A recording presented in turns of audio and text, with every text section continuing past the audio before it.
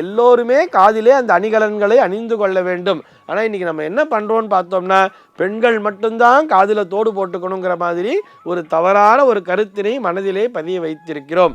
இந்த சம்ஸ்காரங்கள் அத்தனையுமே எல்லா பிரிவினருக்குமே உண்டு. அவரவர்களுக்குரிய சம்பிரதாயத்தின்படி அவரவர்கள் தலை அலங்காரத்தை வைத்து கொள்ள வேண்டும், அந்த முடி அலங்காரத்தை வைத்து கொள்ள வேண்டும் சொல்றார். சரி, இப்போ எதுக்கு சிகையை நீக்கணும்னு சொன்னால், இந்த தலைமுடி என்பது அந்த குழந்தை வயிற்றில் இருக்கும் பொழுதே வளரத் தொடங்கி இருக்கும். இந்த சனியினுடைய ஆதிக்கம் பெற்றதுதான் இந்த தலைமுடி என்பது அப்படிங்கிறதையும் புரிஞ்சுக்கணும். ஜெயா டிவி நேயர்களுக்கு நமஸ்காரம். அர்த்தமுள்ள ஆன்மீகம் பகுதியில் உங்கள் அனைவரையும் சந்திப்பதில் மிக்க மகிழ்ச்சி. இன்னைக்கு நம்ம என்ன பார்க்க போறோம் சொல்லி பார்த்தோம்னா, பிறந்த குழந்தைக்கு ஒரு குறிப்பிட்ட வயதில் முடி காணிக்கை செலுத்துவது ஏன் அப்படிங்கிற ஒரு கேள்விக்கான விடையைத்தான் பார்க்க போகிறோம். அதாவது முடி காணிக்கைன்னு வரும்பொழுது எங்கே செலுத்துவார்கள்? குலதெய்வத்தினுடைய ஆலயத்திலே செலுத்துவார்கள். இந்த முடி, அதாவது குழந்தை பிறந்திருக்குன்னு சொன்னால் ஒரு வயசு அப்படிங்கிற மாதிரி வச்சுருப்பா. ஒரு சில பேர் 11வது மாதம் 10 மாதம் 11வது மாதம் அல்லது அந்த முதல் வயது பூர்த்தி அடைகின்ற அந்த பர்த்டே அன்னைக்கு கூட போய் குலதெய்வம் சந்நிதியிலே சென்று குழந்தைக்கு அந்த சிகை நீக்கி காதணி விழா என்பதை செய்வார்கள். எதற்காக செய்கிறாள் என்று சொன்னால், அதுவரை அந்த குழந்தையானது இறைவனினுடைய குழந்தையாகவே பார்க்கப்படுகிறது. ஆண்டவனினுடைய குழந்தையாக இருக்கக்கூடிய அந்த குழந்தையை என்னுடைய குழந்தையாக நான் ஸ்வீகரித்துக் கொள்கிறேன் என்பதன் அடையாளமாகத்தான் அந்த சிகையை நீக்குகிறார்கள். அதற்கு எதுக்கு சார் சிகையை போய் நீக்கணும்னு சொன்ன, அதற்கு பின்னாலும் ஒரு சூக்ஷ்மம் என்பது உண்டு. அந்த சூக்ஷ்மத்தை பார்ப்பதற்கு முன்னதாக ஒரு சின்ன கான்செப்டை புரிஞ்சுக்கணும். அதாவது ஒரு பிறந்த குழந்தையில நம்ம பக்கத்துல இருந்து பார்த்தோம்னா நமக்கு தெரியும், 1 மாதம் 2 மாதம் தான் இருக்கும், ஒரு 3 மாதம் தான் இருக்கும். அந்த குழந்தைக்கு தூங்கும்போது சிரிக்கும், பார்த்துருக்கோமா? திடீர்னு அப்படியே சிரிச்சுட்டே இருக்கும். அந்த குழந்தைக்கு எதுவுமே தெரியாது. இன்னும் இதுதான் அம்மா, இதுதான் அப்பா, இது தாத்தா பாட்டி என்பது கூட எதுவுமே தெரியாது. ஆனால் பிறந்த குழந்தை கூட சிரிப்பதை பார்த்திருப்போம். உறக்கத்திலேயே கண்களை மூடிக்கொண்டே அந்த குழந்தையானது சிரிக்கும். அதாவது முகத்தை பார்த்து சிரிக்கிறதுங்கிறது வேற, முகத்தையே பார்க்காம உறக்கத்திலேயே சிரிக்கும் பொழுது எப்படி தெரியுமா சொல்லுவார் நம்முடைய பெரியவர்கள்லாம்? இறைவன் அந்த குழந்தையிடத்திலே விளையாடி கொண்டிருக்கிறார், சுவாமி அந்த குழந்தைக்கு விளையாட்டு காமிச்சிட்டு இருக்கார் அப்படிங்கிற மாதிரிலாம் சொல்லுவா தெரியுமா?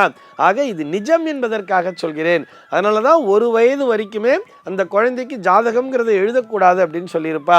1 வயது கழித்துத்தான், அதாவது எப்பொழுது அந்த குழந்தைக்கு அந்த சிகை நீக்கி காதணி விழா என்பதை செய்து அப்தபூர்த்தி சாந்தி என்று சொல்வார்கள், ஆயுஷ்யோகம் என்பதை சொல்வார்கள். அதனை செய்து முடித்து விட்டுத்தான் ஜாதகம்ங்கிறதையே எழுதணும். அன்று முதல் தான் அந்த குழந்தையானது நம்முடைய குழந்தையாக ஸ்வீகரிக்கப்படுகிறது அப்படிங்கிற மாதிரி சொல்லியிருப்பா. சரி, இப்போ எதுக்கு சிகையை நீக்கணும்னு சொன்னால், இந்த தலைமுடி என்பது அந்த குழந்தை வயிற்றில் இருக்கும் பொழுதே வளரத் தொடங்கி இருக்கும். இந்த சனியினுடைய ஆதிக்கம் பெற்றது தான் இந்த தலைமுடி என்பது அப்படிங்கிறதையும் புரிஞ்சுக்கணும். முதல்ல இந்த தலைமுடிங்கிற கான்செப்ட் என்ன தெரியுமா? அதாவது இந்த பூமியிலே வாழ்கின்ற நமக்கும் மேலே ஆகாயத்திலே இருக்கக்கூடிய தேவர்களுக்கும் இடையே இருக்கக்கூடிய அந்த தொடர்பினை குறிப்பதாக கூட புரிந்து கொள்ளலாம். ஒரு சந்தி அப்படின்னு சொல்லுவா தெரியுமா? இப்போ நம்ம சந்து குத்து அப்படின்னு வரும்பொழுது சந்து குத்து தோஷம் அப்படின்னு சொல்லுவா தெரியுமா? தெருக்குத்துங்கிறது தோஷம். அந்த தோஷம் நீங்கணும்னா அங்கே போய் பிள்ளையார வைக்கணும்னு சொல்லுவா தெரியுமா? அதே மாதிரி ஒரு வீட்டு வாசல் படி என்று வரும்பொழுது அது உள்ளே இருக்கக்கூடிய கிரகத்திற்கும் வீட்டிற்கும் வெளியே இருக்கக்கூடிய சாலை என்கின்ற பகுதியும் இணைக்கக்கூடிய ஒரு சந்திப்பு, அந்த பகுதியிலே தோஷம் என்பது வரும் என்பதால் தான் அந்த இடத்திலே தினசரி மஞ்சள் பூசணும், குங்குமம் வைக்கணும், அந்த இடத்துல விளக்கேற்றணும், கோலம் போடணும் அப்படிங்கிற மாதிரி அங்கே குறையில்லாமல் இருக்க வேண்டும்ங்கிற மாதிரி ஒரு கான்செப்டை வச்சிருப்பா.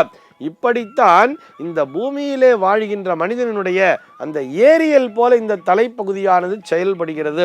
இதில் இருக்கக்கூடிய அந்த பிறப்பு முடி அப்படிங்கிற ஒரு விஷயம் இருக்கு இல்லையா, அதனை குலதெய்வத்தினிடத்திலே காணிக்கையாக செலுத்தும் பொழுது அந்த குறை என்பதை, அந்த சந்தி அப்படிங்கிற ஒரு விஷயமானது ஒரு தோஷமுள்ள ஒரு பகுதியாக பார்க்கப்படுகிறது.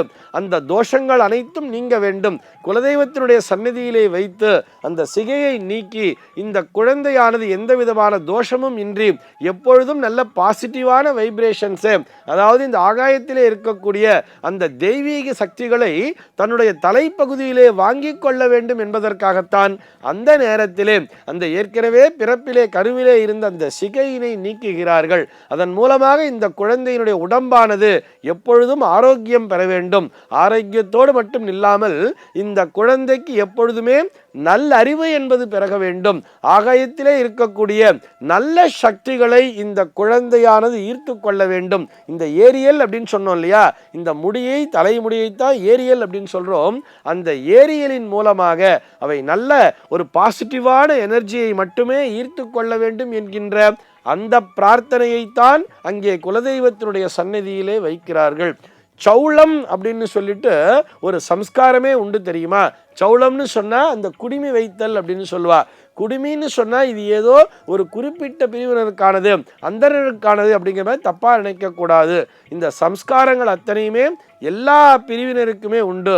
அவரவர்களுக்குரிய சம்பிரதாயத்தின்படி அவரவர்கள் தலை அலங்காரத்தை வைத்து கொள்ள வேண்டும், அந்த முடி அலங்காரத்தை வைத்து கொள்ள வேண்டும் சொல்றார். ராஜராஜ சோழனுக்கு மும்முடி சோழன் என்றே பெயர் உண்டு. ஏன் என்று சொன்னால் அவன் சேர சோழ பாண்டிய அந்த 3 முடிகளையுமே அவன் தன்னுடைய தலையிலே சூடிக்கொண்டிருக்கிறான், எல்லா நாடுகளையும் வெற்றி கொண்டிருக்கிறான் என்பது போல அவருடைய குடுமையானது ஊர்துவசிக்கைன்னு சொல்வா, ஆகாயத்தை நோக்கி வளர்வதை போல் அவர்கள் வைத்திருப்பார்கள். இப்படி ஒவ்வொரு பிரிவினருக்கும் ஒவ்வொரு வகையான குடுமையினை வளர்த்து கொள்ள வேண்டும் சொன்னார். இவை அனைத்தையும் கற்றுத்தருகின்ற விதமாகத்தான் அந்த குலதெய்வத்தினுடைய சன்னதியிலே கொண்டு போய் இந்த குழந்தை பிறந்த குழந்தையானது இவன் இந்த சம்ஸ்காரத்தின்படி வளர வேண்டும், இவனுக்கு நல்ல அறிவானது வர வேண்டும், இவனுக்கு புகழ் கீர்த்தி அத்தனையும் பெருக வேண்டும், அந்த வெளியிலே இருக்கக்கூடிய அந்த எதிர்மறை சக்திகளை எல்லாவற்றையும் விலக்கிவிட்டு நேர்மறை சக்திகளை மட்டுமே இவன் தன்னுடைய தலையிலே கிரகித்துக் கொள்ள வேண்டும் என்பதற்காகத்தான் அந்த குழந்தையை குலதெய்வத்தினுடைய சந்நிதியிலே வைத்து அந்த சிகையை நீக்குகிறார்கள்.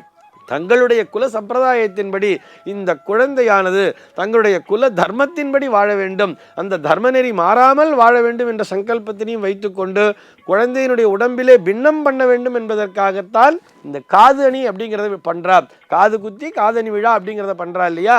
எல்லோருமே காதிலே அந்த அணிகலன்களை அணிந்து கொள்ள வேண்டும். ஆனால் இன்னைக்கு நம்ம என்ன பண்றோம்னு பார்த்தோம்னா, பெண்கள் மட்டும்தான் காதில தோடு போட்டுக்கணுங்கிற மாதிரி ஒரு தவறான ஒரு கருத்தினை மனதிலே பதிய வைத்திருக்கிறோம். ஆண்கள் போட்டுக்கிறதுக்கு பேரு கடுக்கன்னு சொல்லி பேரு.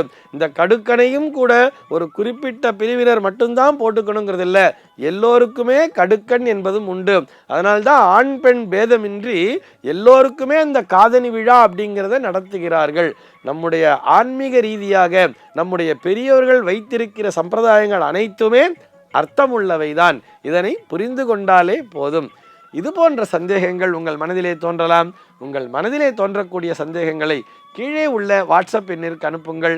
நம்முடைய அர்த்தமுள்ள ஆன்மீகம் பகுதியில் அவை பற்றி விரிவாக விவாதிக்கலாம். சர்வே ஜனாஹ சுகினோ பவந்து.